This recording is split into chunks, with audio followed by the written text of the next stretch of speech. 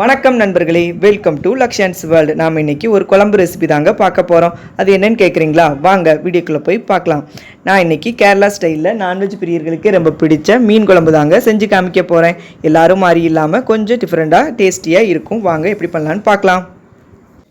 இந்த மீன் குழம்புக்கு என்னென்ன தேவைன்னா 100 கிராம் சின்ன வெங்காயம், அரை முறி தேங்காய், 2 பச்சை மிளகாய், 2 தக்காளி, ஒரு சின்ன துண்டு இஞ்சி, ஒரு முழு வெள்ளை பூண்டு, அப்புறம் மீனோட தலை, ஒரு எலுமிச்சப்பழ அளவில் புளி எடுத்து ஊற வச்சுக்கணும். இப்போ பேன் எடுத்து 3 ஸ்பூன் கோகோனட் ஆயில் ஆட் பண்ணியிருக்கிறேன். கோகோனட் ஆயில் தான் ஆட் பண்ணணும், அப்போ தான் குழம்பு நல்லா மணமாகவும் டேஸ்ட்டாகவும் இருக்கும். இப்போ நான் 3 ஸ்பூன் கடுகு, 3 ஸ்பூன் வெந்தயம் போட்டு தாளிக்கிறேன். மற்ற குழம்பு மாதிரி இல்லாமல் கொஞ்சம் அதிகமாக கடுகும் வெந்தயமும் சேர்த்து தாளித்தாதான் இது நல்லா டேஸ்ட்டாக இருக்கும். இந்த வெந்தயம் நல்லா ப்ரௌன் ஆகட்டும். வெந்தயம் ப்ரௌன் ஆனதும் நீளமாக நறுக்கி வச்சுருக்க இஞ்சியையும் குட்டி குட்டியாக வெட்டி வச்சுருக்கிற பூண்டையும் ஆட் பண்ணி வதக்கணும். அது ஒரு நல்ல ஸ்மெல் கொடுக்கும். இஞ்சியும் பூண்டுவையும் இப்படி பொடிசாகவே நறுக்கி போடுங்க, அப்போ தான் அதோட டெக்ஸ்சர் நல்லாயிருக்கும். அடுத்து இஞ்சி பூண்டு வதங்கின பிறகு சின்ன வெங்காயம் ஆட் பண்ணியிருக்கிறேன். சின்ன வெங்காயம் தான் உடம்புக்கு ரொம்ப நல்லது. பெரிய வெங்காயம் ஆட் பண்ண வேண்டாம். சின்ன வெங்காயம் நல்லா வதங்கின பிறகு 2 தக்காளி ஆட் பண்ணி நல்லா வதக்கணும். ரெண்டும் சேர்ந்து நல்லா வதங்கட்டும். அடுத்த இன்க்ரீடியன்ட் சேர்க்கலாம். தக்காளி வதங்கும் போது இந்த குழம்புக்கு தேவையான தேங்காய் பேஸ்ட் அரைச்சி எடுத்துக்கிறேன். அரை முறி தேங்காய், 6 ரெட் சில்லி சேர்த்து அரைச்சிருக்கிறேன். பாருங்கள், தக்காளி வெங்காயமும் நல்லா வதங்கிருச்சு. இந்த ஸ்டேஜில் நம்ம கொத்தமல்லி தூள் ஆட் பண்ணலாம். நான் வீட்டில் யூஸ் பண்ணுற குழம்பு கொத்தமல்லி தூள் ஆட் பண்ணியிருக்கிறேன். அது 3 ஸ்பூன். நீங்கள் நார்மல் கொத்தமல்லி தூள் ஆட் பண்ணிக்கலாம். இந்த குழம்பு கொத்தமல்லி தூளோட ரெசிபி வேணும்னா நான் ஃப்யூச்சரில் வீடியோ போடுறேன். அடுத்து 3/4 ஸ்பூன் மஞ்சள் பொடி ஆட் பண்ணியிருக்கிறேன்.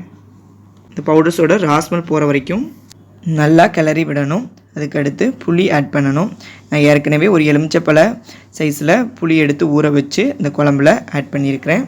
புளிப்பு கொஞ்சம் அதிகமாக இருந்தால் இன்னும் கொஞ்சம் நல்லாயிருக்கும். புளி தண்ணி ஆட் பண்ண பிறகு குழம்புக்கு தேவையான உப்பு ஆட் பண்ணிக்கலாம். நான் 1 ஸ்பூன் ஆட் பண்ணி நல்லா கொதிக்க விட்டுருக்கேன். இந்த புளி தண்ணி நல்லா ஒரு கொதி வரட்டும். அதுக்கடுத்து நம்ம ஏற்கனவே அடைச்சி எடுத்துருக்கிற தேங்காய் சில்லி பேஸ்ட்டை ஆட் பண்ணணும். இந்த ஸ்டேஜில் உங்களுக்கு எவ்வளோ தண்ணி வேணுமோ அந்த அளவுக்கு ஆட் பண்ணி குழம்ப கூட்டி வச்சுக்கலாம்.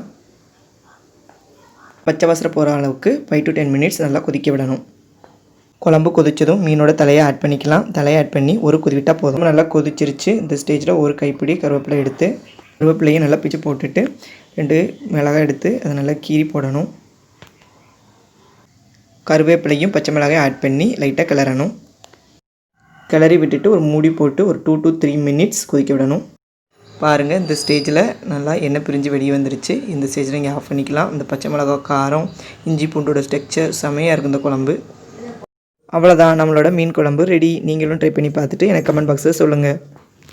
தேங்க்ஸ் ஃபார் வாட்சிங் மை வீடியோ. நெக்ஸ்ட் வீடியோவில் மீட் பண்ணலாம். நன்றி, வணக்கம். இந்த வீடியோ பிடிச்சிருந்தா லைக் பண்ணுங்கள், ஷேர் பண்ணுங்கள், சப்ஸ்கிரைப் பண்ணுங்கள். அதோட பக்கத்தில் இருக்க பெல் ஐகானை தட்டி விடுங்க.